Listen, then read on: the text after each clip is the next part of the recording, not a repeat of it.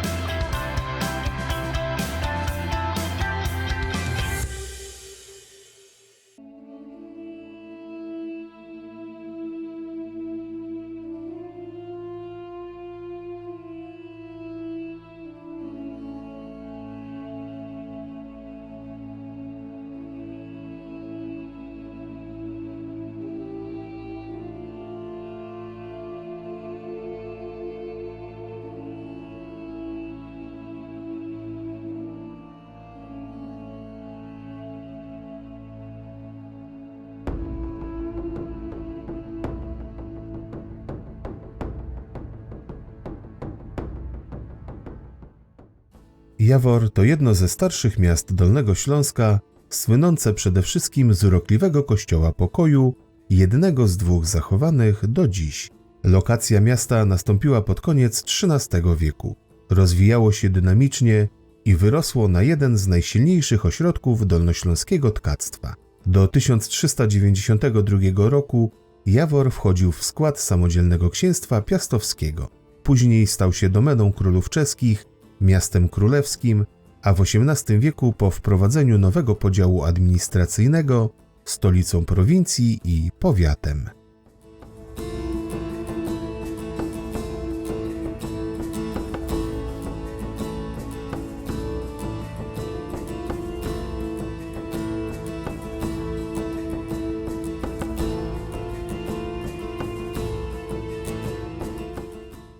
Na przełomie XIII i XIV wieku powstaje najstarsza jaworska świątynia pod wezwaniem świętego Marcina. Ta piękna, trzynawowa, gotycka budowla stoi nieopodal rynku. Najistotniejszym walorem jaworskiej fary jest jej wystrój rzeźbiarski na wspornikach i portalach. Wewnątrz znajdziemy bogate barokowe oraz rokokowe wyposażenie pochodzące głównie z XVII i XVIII wieku. W ołtarzu głównym znajduje się pochodzący z XIV wieku obraz świętego Marcina. Przed kościołem możemy obejrzeć XVIII-wieczną figurę świętego Tadeusza Judy, patrona spraw beznadziejnych. Warto także zwrócić uwagę na liczne epitafia pochodzące z dawnego cmentarza przykościelnego.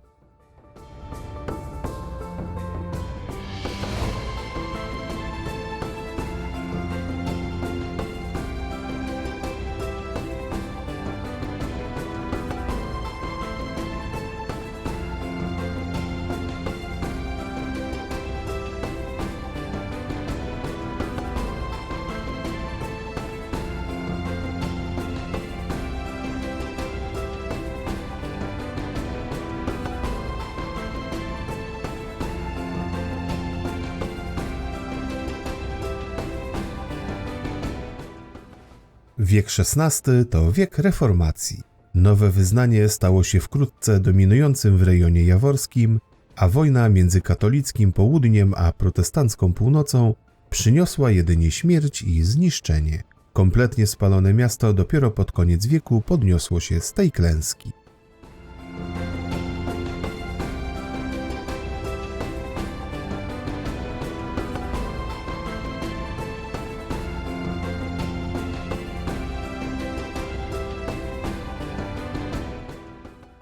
Wiek XIX był dla Dolnego Śląska stuleciem praktycznie wolnym od wojen. Zaowocowało to burzliwym rozwojem miasta. Pod koniec stulecia powstaje nowy ratusz miejski, wykonany w stylu neorenesansowym w miejscu poprzedniego, który spłonął podczas pożaru miasta. Wewnątrz znajduje się sala rajców z największymi witrażami w budowli świeckiej na Dolnym Śląsku, wykonanymi w 1897 roku w Berlińskim Instytucie Witraży. Wokół ratusza na prostokątnym rynku znajdują się domy mieszczańskie z arkadami, pochodzące z XVI, XVII i XVIII wieku.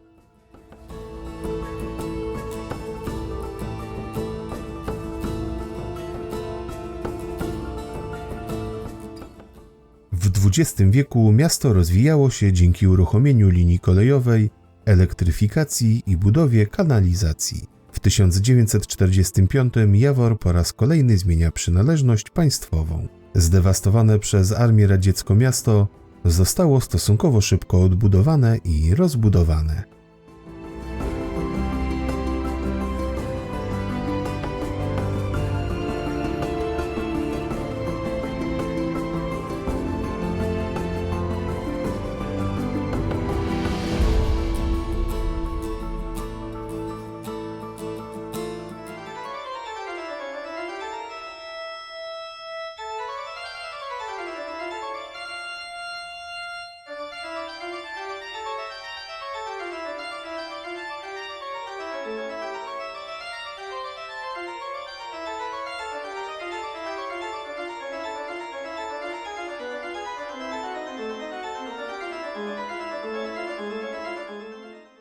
Największym zabytkiem Jawora jest bez wątpienia Kościół Pokoju, który należy do największych budowli o konstrukcji szachulcowej na świecie.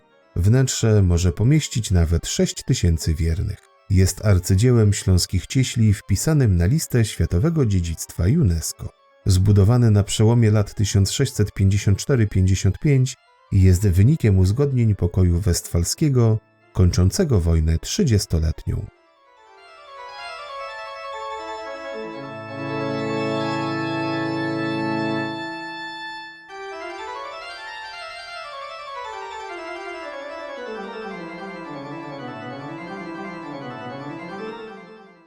Trzeciego września 1652 roku na prośbę delegacji jaworskich ewangelików cesarz wyraża zgodę na budowę świątyni, stawiając jednak wymagające warunki. Do wykonania można było użyć tylko nietrwałych materiałów takich jak słoma, drewno i glina.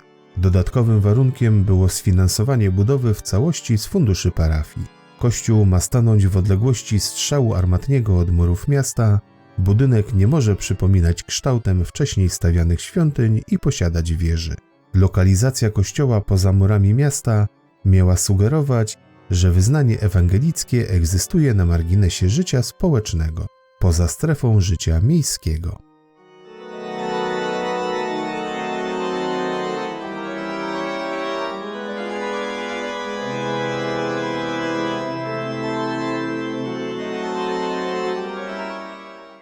Projektantem świątyni był wrocławski architekt Albrecht von Zibisch.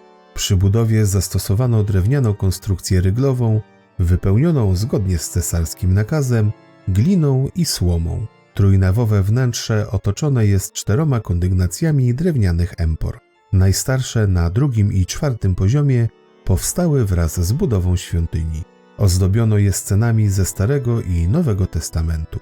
Natomiast 1. i 3. poziom dobudowano na początku XVIII wieku.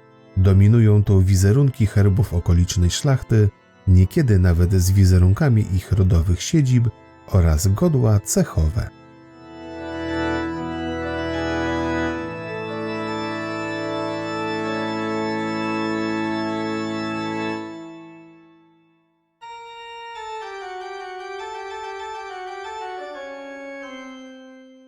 Spośród zabytków kościoła warto zwrócić uwagę na XVII-wieczny ołtarz główny ufundowany przez ród Hochbergów. Po obu stronach ołtarza znajdują się polichromowane rzeźby drewniane przedstawiające Mojżesza i Jana Chrzciciela. Przy ołtarzu znajduje się zabytkowa chrzcielnica zdobiona herbami fundatora Georga von Schweinitz, aniołami i cytatem z Ewangelii. 6-boczna koszowa ambona podtrzymywana przez anioła jest dziełem pochodzącym z legnickiej pracowni rzeźbiarza Mateusza Knotę. Przy ścianie zachodniej znajdują się organy zbudowane w 1855 roku. Całość kościoła przykrywa sklepienie kasetonowe ozdobione dekoracją malarską.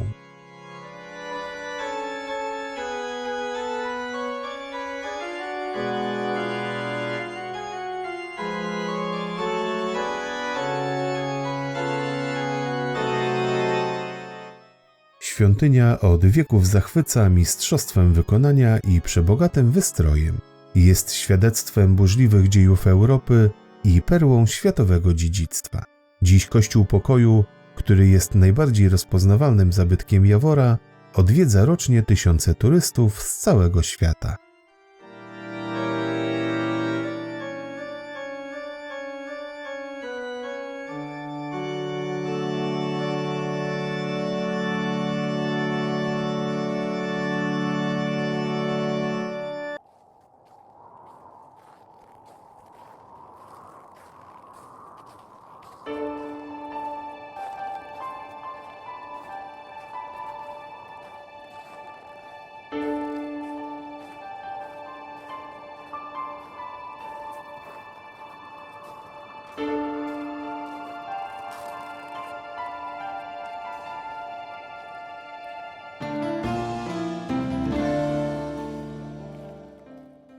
Grossrosen, dzisiejsza Rogoźnica, malowniczo położona w paśmie wzgórz strzegomskich, to świadek katorżniczej pracy, wycieńczenia i śmierci. Hitlerowcy założyli tu w sierpniu 1940 filię obozu koncentracyjnego Sachsenhausen, której więźniowie przeznaczeni byli do pracy w miejscowym kamieniołomie granitu.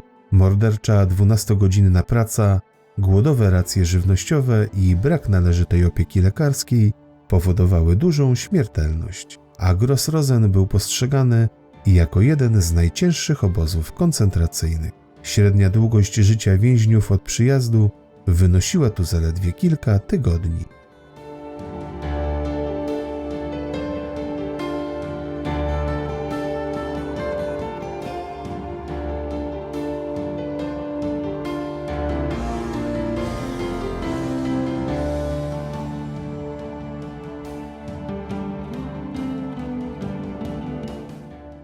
Zapotrzebowanie niemieckiej III Rzeszy na niewolniczą siłę roboczą sprawiło, że od 1943 roku utworzono ponad 100 podobozów Grossrosen, rozlokowanych na terenie Dolnego Śląska, Sudetów i ziemi lubuskiej. Do największych filii należały podobozy we Wrocławiu, Jelczu, Kamiennej Górze oraz zespół obozów Rize w Górach Sowich. Z niewolniczej pracy więźniów korzystały tu największe niemieckie koncerny.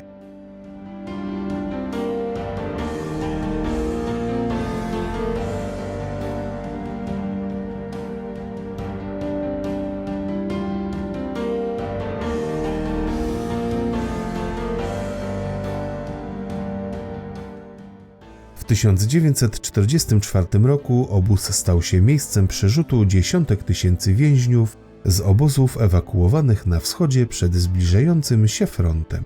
W momencie, gdy sowieckie oddziały dotarły już na teren Dolnego Śląska, na początku lutego 1945 roku rozpoczął się Marsz Śmierci, ewakuacja Grossrosen i części jego filii. Podczas transportów, nawet kilkutygodniowych, zginęło wiele tysięcy więźniów. Tych, którzy przeżyli, osadzono w innych obozach, m.in. Buchenwaldzie, Bergen-Belsen i Mauthausen.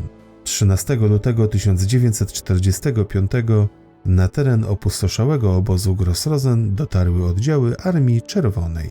Po wojnie przez około 2 lata funkcjonowało tu tajne więzienie NKWD, którego dzieje ze względu na brak jakichkolwiek dokumentów nie zostały przebadane.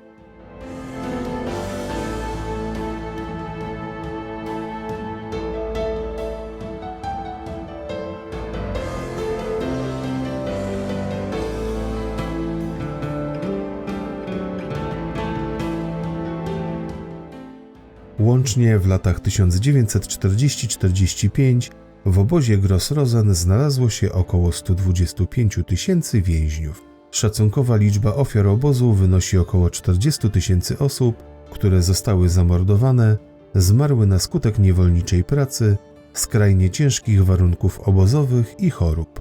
Mimo że Niemcy skutecznie zacierali ślady swoich zbrodni, niektóre elementy obozu zachowały się do dzisiaj.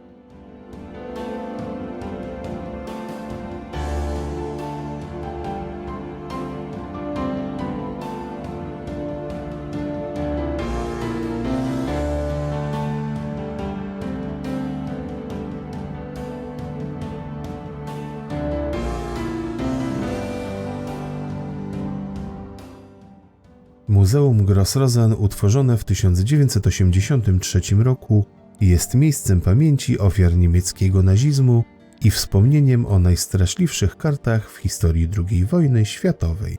Obejmuje swoim obszarem część więzienną, miejsce po byłych barakach SS oraz historyczny kamieniołom. Zwiedzając je możemy zobaczyć autentyczną bramę wjazdową, dzwon obozowy, fragmenty łaźni, kuchni, tkalni, piec krematorium polowego oraz ścianę śmierci, będącą miejscem egzekucji wycieńczonych więźniów. Po blokach więziennych pozostały jedynie fundamenty.